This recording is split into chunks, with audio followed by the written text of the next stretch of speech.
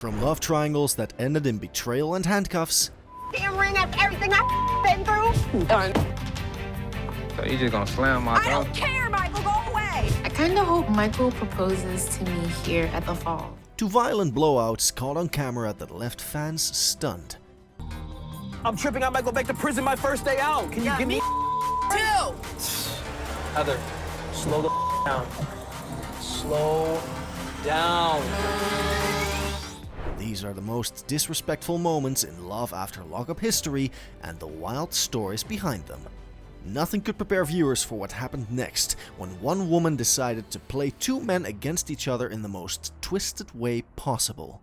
Few moments in Love After Lockup history were as messy or downright disrespectful as the toxic love triangle between Lacey, John, and Shane. What started as a seemingly innocent storyline quickly spiraled into one of the show's most chaotic roller coasters. You trying to be a good boy, huh? Yeah, more of a man you'll ever be. What? You more of a man, I'll be. More of a man you'll ever be. Bitch, you sat around for 6 months, ain't do huh? I'm always gonna make money, I'm a hustler. You ain't We'll go sell you a some little more punk drugs. bitch. You can say whatever you want to say about my past. Lacey was caught between two men. Her longtime on and off ex John, who she had known for years, and Shane, a younger, freshly released inmate she met online. Instead of picking one and sticking with it, Lacey played both sides. Hard. She told John she loved him while secretly marrying Shane. Then she accused John of stalking her and got a restraining order, only to start texting him again later. You ain't even got a suitcase. You packing your in a mother trash bag. Come on, dog. I would demolish John if we ever got to fighting. It is not even no competition. He would get his ass whipped. One of the most disrespectful moments? Lacey called John for comfort just hours before her wedding to Shane. And to make things worse, she didn't tell Shane until much later, acting like everything was fine. Meanwhile, John was left confused and heartbroken, flipping between rage and desperation. And Shane? Clueless for the most part, at least early on. I don't know the true definition of love. I know that whenever John and I are together, it's a great time. I know we had bad times, but like all the good times stick out for me. And I don't know why. Lacey constantly flipped the script, switching between the two men depending on who made her feel more loved, or who was giving her more attention that day. The emotional manipulation, public arguments, and constant betrayal made it painfully clear that none of the relationships were built on trust. I feel like Shane is cheating on me. He's cheated before. Kinda made a mistake. I cheated on you. You're just so pathetic. Lacey. Don't follow me. Get out. Get the out. Big Daddy's here, and you gone. One Reddit user said, "That's what I'm seeing too. She likes all their attention. She almost had a meltdown when Shane was mad she cancelled their proposal after saying yes." While another said, "She irks the living shit out of me. She is so manipulative. If only Sean and John were angry with her and not with one another, like she's not playing both of them." If you thought that was bad, wait until you see what happens when love turns into pure rage and one woman completely loses control. Angela and Tony's relationship on Love After Lockup was a wild mix of love, obsession, and downright disrespect. But what stood out the most was Angela's aggressive behavior, especially when it came to keeping Tony in line. What time are you gonna be home? What do you care? So you can run home before I do? Well, I need to know what time you're gonna be home. I'm not letting you know when I'm gonna be home because I don't know. There's a lot of tension in the house still between me and Angela. I mean, sometimes she won't even talk to me. From the moment Tony stepped out of prison, Angela made it clear she was in charge. She had been waiting for him, spending her money, holding on to promises of loyalty and love, but when Tony began slipping back into old habits, sneaking around, flirting, and even visiting prostitutes, Angela snapped. And she didn't hold back. What do you want? Please don't hang up. I'm so sorry for everything. I'm so sorry. Tony, I love you so much. I really don't want to talk to you. I don't even know why I answered this phone, dude. I'm just now able to even get through my day without... One of the most shocking moments came when she threw his belongings out and lit up a cigarette mid-argument like it was just another day of chaos. She cursed him out, threatened to kick him out for good, and didn't hesitate to dig into his personal insecurities in front of the cameras. It was raw and uncomfortable, but it was real. I love her. It's just a perk that she likes to take care of me. You went on the lam, you know, took off. Who's to say you won't run again? I say that I'm not gonna run again. I believe him. I mean, I believe he's done a lot of soul searching. Angela didn't just yell, she controlled. She demanded honesty while snooping through his phone. She gave him ultimatums, threatened to call his parole officer, and constantly reminded him that without her, he had nothing. At times, it felt less like a relationship and more like a power struggle. I don't know what to say other than I'm sorry. Don't you want more out of life than hotel rooms, prostitutes? It's almost like you're in love with your addiction more than you're in love with yourself or me. I want to fix that, Angela. You've been That's saying why you I'm want to here. fix it. But the irony? Despite all the yelling, threats, and "I'm done with you" declarations, Angela always let Tony come back. The emotional whiplash was brutal. One moment she was tearing him down, the next she was crying about missing him. One user said, "Nah, I think she just has low self-esteem and she thinks he's hot and the best she can do. She needs some therapy of her own." Another said, "I don't think she has two thoughts in her head, other than cigarettes and convicts." Speaking of lies, one man took deception to a whole new level by living two completely different lives in two different cities, and somehow thought he could get away with it. Michael Simmons might go down as one of the most scandalous cast members in Love After Lockup history, and it's all thanks to his jaw-dropping double life with Sarah and Megan. While most people struggle to maintain one relationship after prison, Michael juggled two women, two cities, and a web of lies so tangled it left viewers speechless. I had no idea you was doing something on the side, none. You're acting like I was okay that you was engaged to another woman. I didn't know. Why you keep saying engaged? Tell me right now you wasn't engaged to I was her. not engaged. Tell me you didn't love her. At first, Sarah was introduced as Michael's loyal wife and the mother of his children. She believed they were building a life together. Meanwhile, Megan was the innocent girlfriend from Texas who had no idea Michael was married.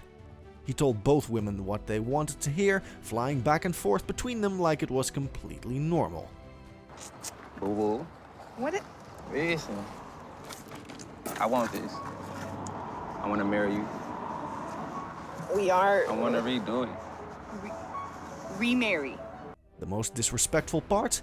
Michael married Sarah after he had already started dating Megan. He didn't even bother telling Megan the truth. Instead, he let her meet his family, plan for the future, and even save herself for him, all while he was playing house with someone else. I had to do what I had to do for my child, and I told you that. After I found out, you told me. Yeah, after you found out. There were so many opportunities for you to just tell me. I didn't get the right opportunity, man. Stop lying to me. Stop I'm not lying even to lying. me. I'm just Stop lying to me. When the truth finally exploded, it wasn't just betrayal, it was public humiliation. Megan found out on national television that Michael was married. Sarah, who had just given birth to their second child, was still being lied to about his whereabouts. And Michael? He barely showed remorse.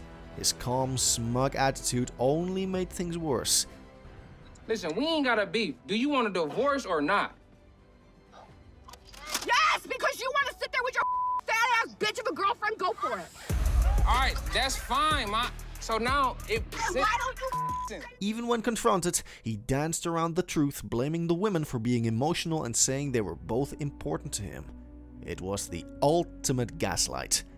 Someone said, he was gross overall, true bum in every way. No car, no house, never heard it mentioned that he had a job, just a young, lost little boy with no future beside finessing dumb women. Another said, when they had that sit down to finally meet and discuss shit, Megan called Sarah a hoe. I was like, girl, if there is a hoe in this situation, it would be you. Things got even scarier when cameras caught this absolutely terrifying moment that had viewers wondering if someone was actually in real danger. Heather and Dylan's relationship on Love After Lockup went from flirty to frightening in record time, and no moment captured that better than their explosive car ride meltdown. What started as a happy reunion after Dylan's prison release quickly spiraled into chaos, all thanks to Heather's unpredictable temper. I'm tripping. I might go back to prison my first day out. Can you give me Two. Heather, slow the down. Slow down. After picking Dylan up, Heather was already on edge. She was frustrated that they couldn't go straight to a hotel, annoyed by family obligations, and increasingly paranoid that someone was always watching or interfering. As the two sat in the car, the tension boiled over fast. The absolute last thing that I want, and my worst nightmare, is for Dylan to end up back in prison for a stupid argument at Aunt Diane's. Yeah, turn it off. Turn it off. Without warning, Heather began screaming at Dylan, not just raising her voice, but full-on rage. She accused him of being ungrateful, of not appreciating her sacrifices, and of lying. All while Dylan sat quietly in the passenger seat, clearly uncomfortable and unsure of what he'd done wrong. The intensity of her anger was terrifying, and her words were laced with venom. Ignition after I threw it into park. You bitch! You bitch! We're in public with people around watching. I hate you! The most disturbing part? Heather didn't care that the cameras were rolling. She didn't hold back. Her tone was aggressive, her driving was reckless, and her emotions were all over the place. At one point, it genuinely felt like Dylan was trapped, not just in the car, but in the relationship itself. I would never talk to any of my family members. We're out there talking about you, babe. I'm absolutely speechless. Can I do anything for you? Can I get you some time with my husband? I got you, baby. ever in life? Dylan tried to stay calm, choosing silence over confrontation, but Heather's outburst only escalated. She lashed out over small things and turned every minor inconvenience into a full-blown crisis. It was uncomfortable to watch, a shocking glimpse into just how unstable things were behind the scenes. One person said, "He probably will be safer in prison from Heather. She's crazy." Another said, "Girl, bye. He would have been already there if you didn't make him leave because you was jealous of your aunt's bonding with him." You won't believe what stopped this wedding dead in its tracks. And no, it wasn't cold feet or family drama, but something so ridiculous it became legendary. Andrea and Lamar's relationship was already full of tension, drama, and cultural clashes, but nothing could have prepared viewers for the chaos that unfolded on their wedding day. And yes, it all came down to one unexpected deal breaker: a missing pair of shoes. I got a big problem. What's the most important part of my wedding other than the dress? The shoes, right? My shoe designer is saying that she might not be able to bring the shoes. Oh, wow. Shoes are everything to me. I love shoes. Andrea had dreamed of a perfect, elegant wedding, one that honored her religious beliefs and looked like something out of a fairy tale. She planned the event with all the intensity of a Hollywood production. But on the actual day, things began falling apart fast. Her emotions were running high, and when she couldn't find her special wedding shoes, everything stopped.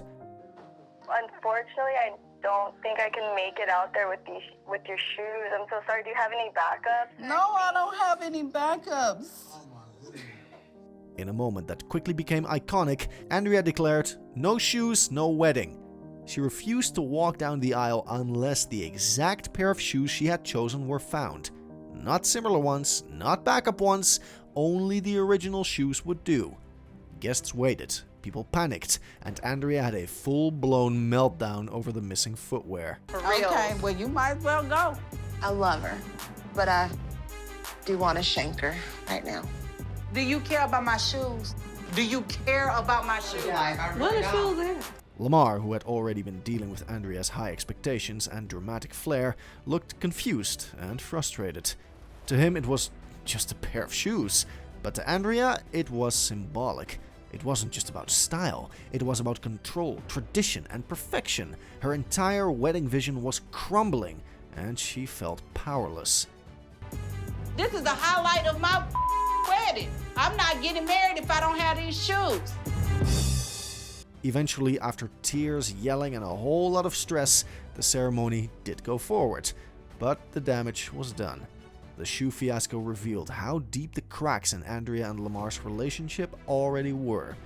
What should have been a joyful celebration became one of the most uncomfortable, tense wedding scenes in reality TV history. One said, "She is very spoiled and crazy. Why would you marry someone who just said shoes are the reason they are getting married?" while another said she's marrying a jailbird, yet she's worried about shoes. Some laughed at her. Okay, so I get the annoyance, but girl, if she is struggling so bad being a single mom according to her, why buy this dude a car and rush the entire wedding to marry a dude your kids don't really know? I'm guessing all these expenses are on her. Do her kids have college funds? Cause clearly the oldest two appear to have more common sense and they recognize the foolishness. But perhaps the most heartbreaking story of all was watching a man get completely used and manipulated while he convinced himself it was true love. Tracy and Clint's relationship on Love After Lockup was chaotic from the jump, but it didn't take long before it went completely off the rails. Clint, head over heels and blindly devoted, believed he had found his goddess, but Tracy? She seemed more interested in what Clint had than who he was. Just hours after getting out of prison, Tracy pulled her first disappearing act. While Clint waited at a hotel on their wedding night, Tracy took his rental car and vanished for days. No calls, no explanation, just gone. That was the first red flag, but instead of walking away, Clint forgave her, again and again. I found out that she's locked up again, but I don't know where she went. I don't know what jail, so I need to find her because I love her and I know this will work out. Throughout their relationship, Tracy took full advantage of Clint's loyalty. She borrowed his phone, maxed out his money, and used his car like it was hers.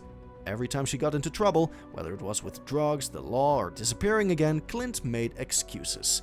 He told himself she loved him, that she was just going through a rough patch, but viewers saw the truth. Yeah, it's fine. I work for a major hotel company. I do front desk and I do night audit. I don't make that much money at my job. Do I have a limit?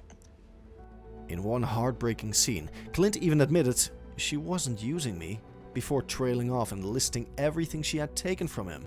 His phone, his car, his money, his peace of mind. The denial was painful to watch.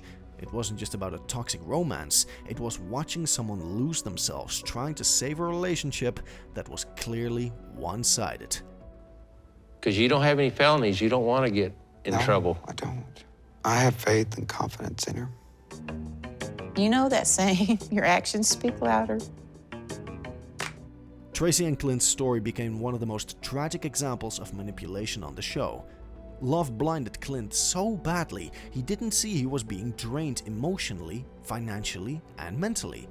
And Tracy? She left behind a trail of broken promises and empty apologies, proving sometimes love after lockup turns into heartbreak on repeat. One said, "These darn criminals have a lot of expectations to have absolutely nothing to bring to the table but a criminal record." Another said, "You know damn well that lady had never worn or gone near a $500 dress, and he gave his debit away? She was in jail for fraud. I bet she's going back in. I'm doing sit-ups now after seeing her belly." Just when you think it can't get worse, this relationship turned violent, showing viewers exactly how dangerous things can get when manipulation meets pure aggression. Destiny and Sean's relationship on Love After Lockup was doomed from the start, but no one expected it to spiral into one of the most manipulative and aggressive storylines the show had ever seen.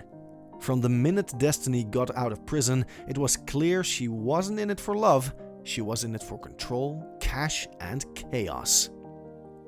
Okay, well, I said it was over because I gave you an opportunity hoping that you'd take accountability for it, but even then you couldn't do it. Because you never would talk. Because I was talking to you. Because you talk at me and not to me. Sean, who left his longtime partner and 6 kids behind for Destiny, was completely blinded by her. He paid her bail, gave her a car, spent thousands of dollars, and let her move into his life almost instantly. In return, Destiny gave him attitude, threats, and constant emotional whiplash. She demanded more money, picked fights out of nowhere, and accused him of cheating, all while hiding secrets of her own. It's a perfect day today. You're gonna be gone. I'm just gonna hang out. And I'm not gonna go shopping today. I wanna go swimming, and I was thinking maybe you could blow up the unicorn for me. Really? Come on. All right. Please. But the manipulation didn't stop at mind games. Destiny got physical. During one of their explosive arguments, she lunged at Sean, shoved him, and screamed in his face right in front of the cameras. The aggression wasn't just shocking, it was scary. Sean, visibly shaken, didn't even fight back. He looked like a man stuck in a relationship he couldn't control and didn't understand. Out of my way. This car is in my name. I pay for it. What'd she think was gonna happen? I was just gonna let her keep the car? Of course I'm gonna take the car back. It's mine. What are you doing? Even more twisted? Destiny continued to take everything from Sean, his money, his time, his sanity, while constantly threatening to leave him. She reminded him that if he didn't keep her happy, she'd disappear and he'd lose the bond money. It wasn't love, it was extortion with a smile. I don't even know what happened in court. I don't know anything. She just tells me she leaves and she hates my guts. I really want you to leave. I mean, I honestly felt like this is the only way that You're I'd gonna be able to honestly talk to feel me punch you in the mouth for real again. Destiny's manipulation and physical outbursts made it painfully clear she never cared about building a future with Sean. She just saw him as an easy target. And Sean?